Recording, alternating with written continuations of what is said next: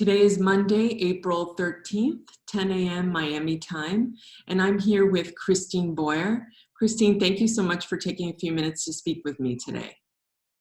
Thank you for the opportunity. Yeah. So, Christine, could you tell us where exactly you are right now and how the recent events surrounding the COVID-19 virus have affected the structure of your life and your work? I'm in New York City. I'm in Manhattan, Lower Manhattan.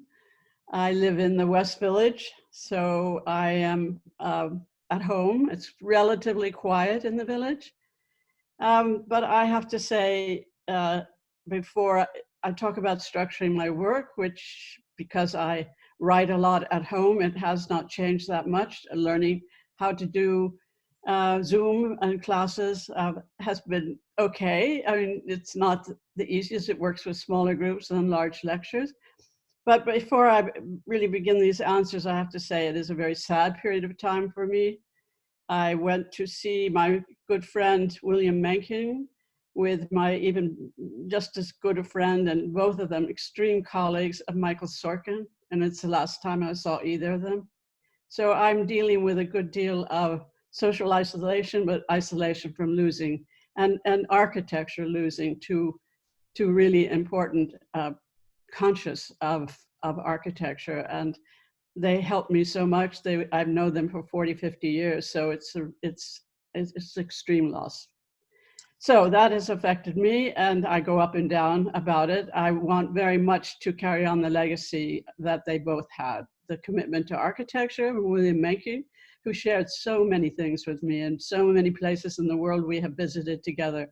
He was just a great, great promoter, and I have to say I too promoted him, but it's a time when women were really unusual. I was the only woman at Princeton to be tenured, and so both of these men were extremely helpful. And Michael, just, when he didn't want to do a job in the 70s or 80s, he would say, Christine, do you want to go here and give the lecture? Do you want to take over teaching at Cooper from me, and so forth? So it goes back with Michael to MIT school time, and with William meeting him sometime in the early 80s here in New York City. So for me, it's a personal loss, but it also is a loss, as I said, to architecture. When we heard the news of it in Miami, we were very upset about it. And of course, not having had a personal connection, I can't imagine your own loss. And I really appreciate you actually sharing that, because it places it within the larger context, which is about really the lives that have been lost and those that are on the front lines, and what this all means really at the deeper personal level. Yeah. Well, I have visited Miami only with William Mencken, who said, don't fly into Miami, go further, St. Augustine, I think it was, and I will drive you down the Outer Bank. And he would take me to all the wonderful Art Deco 2 times because of William. And this is the only 2 times I've been to Miami. So it's yeah, it's very personal. The memory of the place is linked to him. Yeah. And how long ago was that? Do you remember? It was sometime in the 90s, about 4 or 5 years spaced apart. It's after I actually taught at Pratt and hired William Mencken at Pratt, and that's he has, well, until Saturday, that's where he taught. So. Yes, well, I hope that we will be able to bring you down here again, so that you will have the opportunity to see the buildings in the light of South Florida. It was a wonderful way of learning the city from somebody who had been there on the set of Miami Vice. So he would take me to all the places that he had selected, and then the new hotels and the old hotels. And yeah, it's just special. And I think the second time we stayed in a bed and breakfast on the Miami River, and that too was a very, very different location and different aspect of. So it's the only times I've been to Miami, so that's my imagination of them. Yeah, well, those are 2 very good places. The river being a sort of founding moment for the city, and still, a place in transition, but a special place nevertheless. Yeah. Well, I mean, in light of what you just shared, really, I think everything seems secondary. But given, your kind of prolific writings on the city and your influence as a teacher at Princeton, I was curious to know during this time of perhaps some reflection, what you feel these recent events might have, or how you feel these recent events might influence the world of architectural education, or maybe the future design of cities, if any. Well, one of the things that William Mencken and I were trying to work together from a long time ago, and it was at Pratt actually, is to try to bring together the divorce between planning, urbanism if you want, and architecture. And so I still think that's something I fight for every day, to try to close that gap. It's a very difficult one. I think architects are still very much critical of planning, and planners are certainly very critical of architects, and they seem not to have anything to share. And yet, I have to say, what did we learn from Katrina? And why is it we still can't plan? So we learned there about need to make cities resilient, and we've even had the Rockefeller Foundation picking that up. But when it became not profitable for them, not that they had finished the job, they certainly haven't. And it seemed that we're just so against planning. And how are we going to manage pandemics such as this, or climate change, or anything, unless we begin to think more positively about the role of planning, that cities do have to become resilient, that we cannot leave our healthcare workers and the poor unable to deal with these crises because we just don't care. And that is the second thing. How do we build not just care, but really global empathy, so that we understand that when we're fighting for 50 states, fighting for equipment, and we're blocking any export to any other country, and we're also upping the price across the globe, we are in this all together. And it seems that for more than ever, we really have to think about what is resilience. Why are we having another government crisscross mixed messages and so on? We learned from Katrina. That's what delayed anything. Why can't we also realize that you have to have local knowledge? You have to be on the ground to create a plan for recovery. You can't hire some firm from out of state to come in and do a boilerplate plan. So we need much more awareness of what is needed on the ground in specific places, in specific contexts. And so that's my main thing, is what did we learn from Katrina or any of the other crises we've had with hurricanes, and how do we really say we have to learn how to plan? We have to get over this problem of laissez-faire, let it all happen, let the market take care of it. It isn't going to take care of it. We have a huge housing crisis. What are architects doing about that housing crisis?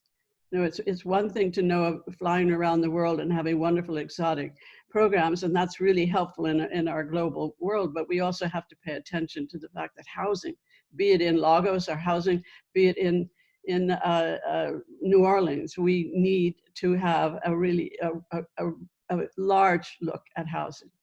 And then the second thing, my reaction is, it's too easy to say, well, density is the problem, and we need to have much more sprawl, much more growth on exurbia. It's wonderful for the well-to-do to be able to escape to their second home. We all should have an escape, but some of us don't, and some of us don't want to leave the cities. But the whole idea of sprawl increasing is going to fight against any attempt to deal with the crisis, the climate epidemic and the climate crisis.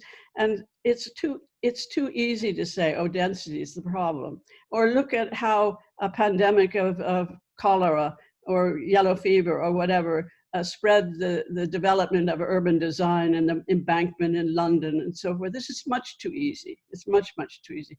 If you really look, or to say, there were health concerns with zoning, it was air and light qualities. Well, that's not exactly what happened with zoning here in New York City. It was really the property values of the equitable building were going to decline because that building was in the shadow of taller buildings. And so it's not just health issues. If we look at the tenement reform, I wrote about this years and years ago in Dreaming the Rational City. So now I think, didn't we learn anything from history? That it's more complicated than that, and it has immense amount to do with the economy. And when tenement houses were no longer profitable because there was too many people investing, then we began to turn to regulation. It's not regulations that come first, they come after the economic impact. And I'd say the same thing with zoning in terms of light and air restrictions. So let's not reach for an early thing to blame. It's density of cities. Let's really learn to think locally, learn to think complexly, learn to look for the information that's not readily grabbable, because there are not going to be easy answers to this. But we have to put it all together in a very complex manner to think about the pandemics, yes, but we have to think globally and we have to think locally at the same time. And we have to think of climate change as well as the pandemics that are around the corner that will come. And then I just think that we somehow have to learn, and this is a good way of talking about it, is reaching out to each other through Zoom, finding alternative ways to be social, to not what we can do walking on the city. One of Michael Sorkin's books was walking from his apartment to his studio, and just all the people that he met and knew from that daily walk. So how do we do those daily walks, maybe around the globe, which you are doing, which I commend you for, these global walks around the city through Zoom. And yeah.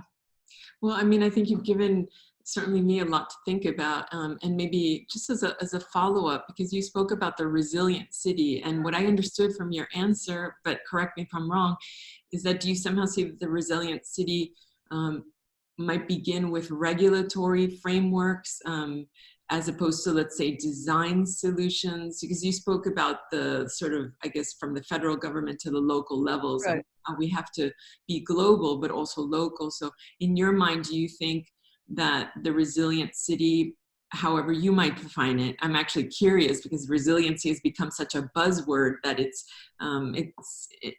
I think it's important to know how one defines resiliency, but do you think it's linked first and foremost to kind of regulatory frameworks that might shape the way we design our cities? Well, yes and no. All right. I teach a class in which I pick these buzzwords.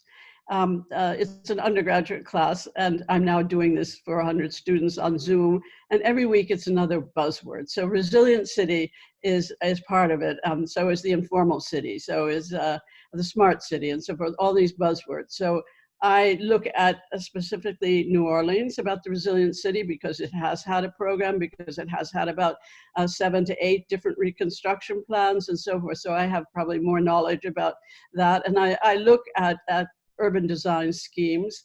And I think that so far the urban design schemes have been geared to making the city very green, learning to live with water. This does not come first, but it must be in the same time with regulatory forms, because if you just have an urban design scheme and you think that pieces of it will be implemented, and they are being implemented, you are only increasing the property values. You're raising really luxury areas that then you will have more gentrification, and you will not answer anyway the housing crisis. So if you don't have some kind of, it used to be called red tape to these, you need, if you want to call that regulatory, you need to have guidelines that are equitable.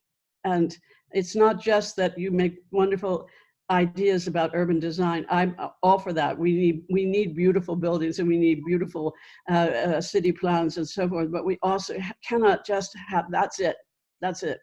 You also have to think about the city, that it grows over time. You have to have places for your workers. You have to have housing for your workers. You cannot just say it's all going to be gentrified and it's all going to be for the creative class. And it's, without thinking, what are the effects of what I'm designing? And I think that learning the effects of architecture and urban design, we're pretty poor on that. We need to really be able to do some deep thinking and look at how a program gets played out over time. And I don't think that's present at the moment. Well, I think your comments have been very poignant. I think that they remind us to think more complexly, not Mm, try to oversimplify any one particular event and how all of these things are connected: health, economy, design.